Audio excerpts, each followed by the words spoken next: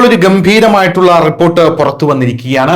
ഇന്ത്യയും ഒമാനും തമ്മിലുള്ള 1000 വർഷം പഴക്കമുള്ള സമുദ്രബന്ധം പുനരുജ്ജീവിപ്പിച്ചിരിക്കുകയാണ് എന്നുള്ള റിപ്പോർട്ടാണ് പുറത്തു വന്നിരിക്കുന്നത്.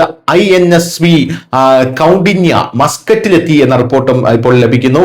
ഒമാനും ഇന്ത്യയും തമ്മിലുള്ള 1000 വർഷം പഴക്കമുള്ള സമുദ്ര സാംസ്കാരിക ബന്ധങ്ങളിൽ ഇന്നൊരു പുതിയ അധ്യായം കൂടെ എഴുതി ചേർത്തിരിക്കുകയാണ്.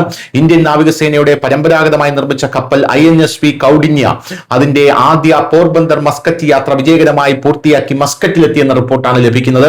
കേന്ദ്ര തുറമുഖ ഷിപ്പിംഗ് ജലഗതാഗത മന്ത്രി സർബാനന്ദ സോനോവാൾ മസ്കറ്റിലെത്തി സുൽത്താൻ ബാബൂസ് തുറമുഖത്ത് കപ്പലിലെ ജീവനക്കാർക്ക് ഗംഭീരമായിട്ടുള്ള സ്വീകരണം നൽകിയെന്നും അറിയാനായി സാധിക്കുന്നു. പുരാതന കല ആധുനിക സൗഹൃദത്തെ കണ്ടുമുട്ടുന്നു. ഇന്ത്യയുടെ പുരാതന കപ്പൽ നിർമ്മാണ കലയെ ലോകത്തിന് മുന്നിൽ എത്തിക്കുക എന്നതാണ് INSV കൗഡിന്യയുടെ ലക്ഷ്യം. അജന്ത ഗുഹകളിലെ ചിത്രങ്ങളിൽ നിന്ന് പ്രചോദനം ഉൾക്കൊണ്ട് ആധുനിക നഖങ്ങളോ ലോഹ സന്ധികളോ ഇല്ലാതെ തുന്നിയ പ്ലാങ്ക് സാങ്കേതികത ഉപയോഗിച്ചാണ് കപ്പൽ നിർമ്മിച്ചിരിക്കുന്നത്.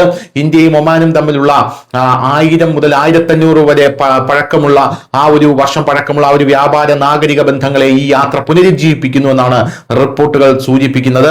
എന്തായാലും അതേസമയം മന്ത്രി സർബാനന്ദ സോനോവാൾ ഒമാന്റെ ഗതാഗത IT മന്ത്രി HE എഞ്ചിനീയർ സയ്യിദ് ബിൻ ഹമൂദുമായി ഒരു ഉഭയകക്ഷി കൂടിക്കാഴ്ചയും ഇതിനിടയിൽ നടത്തിയിട്ടുണ്ട്. ഈ യോഗത്തിൽ ഇരു രാജ്യങ്ങൾക്കുമിടയിൽ ഒരു ഗ്രീൻ ഷിപ്പിംഗ് കോറിഡോർ സ്ഥാപിക്കാൻ സോനോവാൾ നിർദ്ദേശിച്ചിട്ടുണ്ട്. മഹാരാഷ്ട്രയിലെ വാദ്വാൻ തുറമുഖം, തമിഴ്നാട്ടിലെ തൂത്തുക്കുടി പദ്ധതി തുടങ്ങിയ ഇന്ത്യയുടെ മെഗാ സമുദ്ര പദ്ധതികൾ നിക്ഷേപിക്കാൻ അദ്ദേഹം ഒമാനി കമ്പനികളെ ക്ഷണിച്ചിട്ടുമുണ്ട്. News desk Malayalam.